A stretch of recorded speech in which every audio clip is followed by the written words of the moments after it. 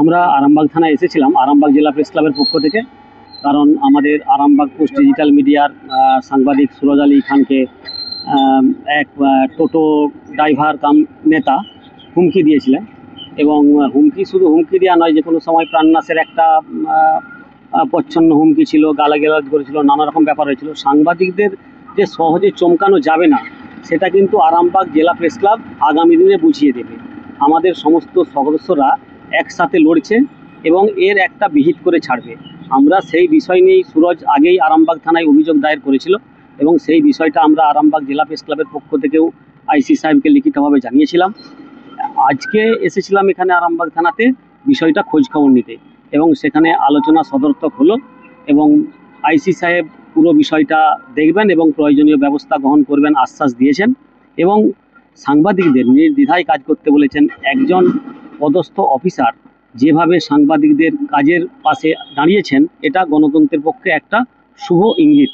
কারণ যেভাবে সমাজ বিরোধীরা গণতন্ত্রকে প্রতি মুহূর্তে মাটির সাথে মিশিয়ে দিতে চাইছে, সেই জায়গায় দাঁড়িয়ে আরামবাগ আইসি সাংবাদিকদের পাশে দাঁড়িয়ে যেভাবে সাংবাদিকদের কাজে সহযোগিতা করতে উৎসাহ দিলেন, তাতে আমাদের সমস্ত আরামবাগ জেলা প্রেস ক্লাবের সাংবাদিকরা খুশি এবং আমরা আগামী পদক্ষেপের জন্য অধীর আগ্রহে অপেক্ষা করব। আজকের দিনে আমি একটু কথা বলতে বলতে এগিয়ে যাব এবং সকল সাংবাদিক বন্ধুরা আমাদের বলবেন।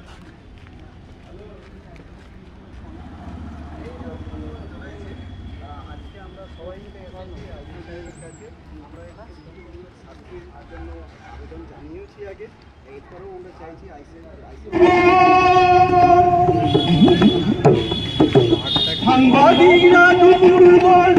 এবারে এর প্রতিবাদ হওয়া দরকার। আমি চাই যে যারা নতুন নতুন সাংবাদিকতা করতে এসছেন তাদের কাছে এই ঘটনা অনুপ্রাণিত হতে হবে যে কোনো রকমভাবে কোনো সাংবাদিককে যেন আর কেউ হুমকি বা ধমকি বা আক্রান্ত না করতে পারে, এটাই আমরা চাই। সেই কারণেই আমাদের সাংবাদিককে হুমকি দিয়েছে, সেই কারণে আমরা থানার দ্বারস্থ হয়েছি।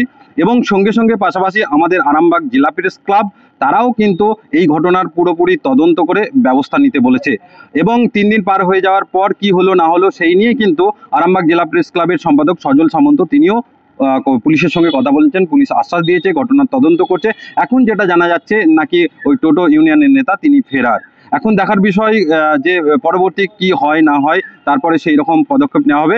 কিন্তু আমরা শেষ দেখে ছাড়বো। আমরা চাই যে এই ধরনের ঘটনা আরামবাগের বুকে তো বটেই, আর কোথাও না যেন ঘটে। হুট করতেই ফোন থাকলেই আপনার খবর ভালো লাগলো না, আপনি ফোন করে সাংবাদিককে হুমকি দিয়ে দিলেন, আপনার বিরুদ্ধে খবর গেল। আবারও আপনারাই কিন্তু এই সাংবাদিকদের বারবার ডাকেন, আপনারা সকালে হাঁটতে বেরোবেন তখন আপনারা ডাকবেন খবর করার জন্য। কেন এরকমটা হবে? দ্বিচারিতা কেন? খবর বিরুদ্ধে গেলেই আপনাদের তখনই হুমকি, আবার খবর পক্ষে গেলেই প্রশংসা। এটা করলে হবে না। যে কোনো রাজনৈতিক দল, আমাদের কোনো রাজনৈতিক দলের সঙ্গে শত্রুতা নাই। আমাদের মূল হচ্ছে খবরটা তুলে ধরা, সাধারণ মানুষকে দেখানো, এটাই সাংবাদিকদের কাজ। আর সাংবাদিকরা তাই করে চলেছে। সেই কাজে যদি বাধা হয় তাহলে আমরা কিন্তু সরব হব। যেমন আরামবাগে সমস্ত সাংবাদিক কিন্তু এই বিষয়ে সরব হচ্ছেন। পাশাপাশি মেন স্ট্রিম মিডিয়া থেকে শুরু করে আপনারা দেখে থাকবেন যে হিন্দি চ্যানেল থেকে বাংলা চ্যানেল থেকে শুরু করে কাগজ থেকে শুরু করে সকলেই কিন্তু সরব হয়েছেন, সকলেই পাশে দাঁড়াচ্ছেন খবর করে তারা। এবং পাশাপাশি পূর্ব বর্ধমান থেকে স্বপন দত্ত বাউল তিনি বারবার যেখানে যে বিষয় নিয়ে আক্রান্তের ঘটনা ঘটে তিনি পাশে দাঁড়ান। আজকে তিনি আরামবাগে এসডিও অফিসের কাছে তিনি গানের মাধ্যমে এই প্রতিবাদ করেছেন।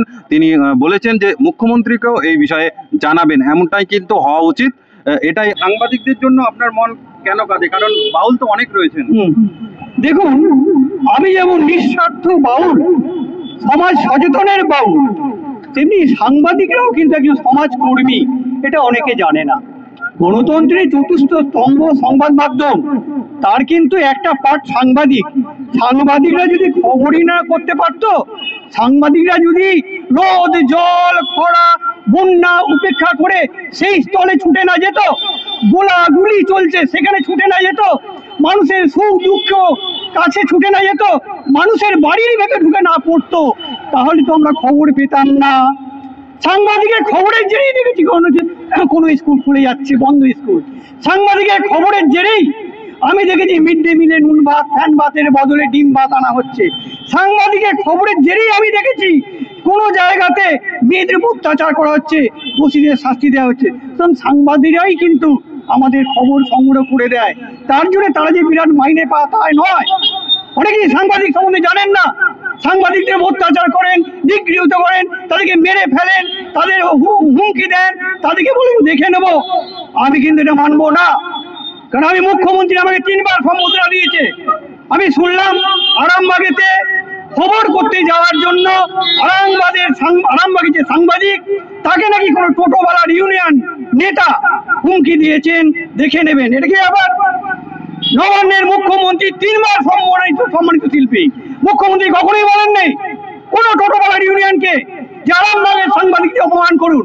এত বড় অধিকার পায় কোথায়, এত বড় সাহস পায় কোথায়? আমি রাষ্ট্রপতি শিল্পী দিয়েছি, আমি রাষ্ট্রপতি শিল্পে সামাজিক দায়বদ্ধতা মাথায় রেখে আজকে বলছি টোটোওয়ালা ইউনিয়ন কোনো মানুষের অধিকার নেই গণতন্ত্রের চতুর্থ স্তম্ভ সাংবাদিককে আক্রমণ করা, তাদের উপর অত্যাচার করা, তাদের হুমকি দেওয়া, তাদের দেখে নেব বলা। এই সাহস তো কেউ দেয় নেই। সুতরাং আমি বলবো গণতন্ত্রকে রক্ষা করতে গেলে, গণতন্ত্রের চতুর্থ স্তম্ভকে রক্ষা করতে গেলে, সাংবাদিকদের রক্ষা করতে গেলে, প্রতিদিন নিত্য নৈমিত্য খবর পেতে গেলে, মানুষের উপকার পেতে গেলে এই সাংবাদিক সংবাদ মাধ্যম দরকার। জনগণ সরকার সকলেই দাঁড়ান সাংবাদিকদের পাশে, সংবাদ মাধ্যমের পাশে। পুলিশ প্রশাসনকে বলবো আপনারাও কিন্তু দাঁড়াবেন। যে অপমান করেছে আমি বলবো সে আমার থেকেও খুব একটা নিম্নমানের ব্যক্তি।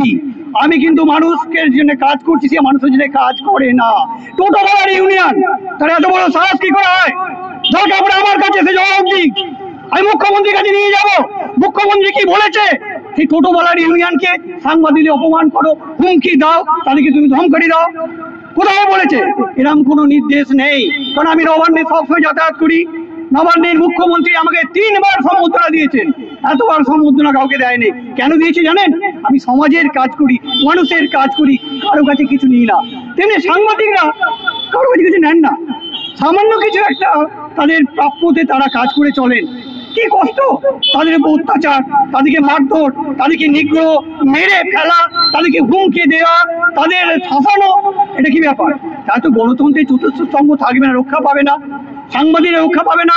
আর সাংবাদিক যদি রক্ষা না পায় আপনি কি করে জানবেন ওখানে কোনখানে কোন শিশুকন্যাকে হত্যা করা হচ্ছে, কোনখানে কোন নারীকে নির্যাতন করা হচ্ছে, কোনখানে কোন আবাস যোজনার মায়ের বাড়ি হচ্ছে না, কোনখানে কোন স্কুলে মিড ডে মিলে নুন ভাত ফ্যান ভাত খাওয়াচ্ছে? আপনি জানবেন কি করে? সকালবেলা উঠে খবরের কাগজ দেখেন, টিভি দেখেন। এই যে কাশ্মীরে জঙ্গি হামলা, কে খবর করেছিল? সাংবাদিকরা জীবনের ঝুঁকি নিয়ে গোলা বারুদের মাঝে ছুটে গেছে, তারা তো প্রাণের কথা ভাবে নেই, তারা খবর করেছে বলে আমরা জানতে পেরেছি। সুতরাং প্রত্যেকে বলবো জনগণ আর সরকারকে, যে সাংবাদিকদের অপমান করবে, অত্যাচার করবে, হুমকি দেবে, শাসাবে, তাদের বিরুদ্ধে রুখে দাঁড়াবে।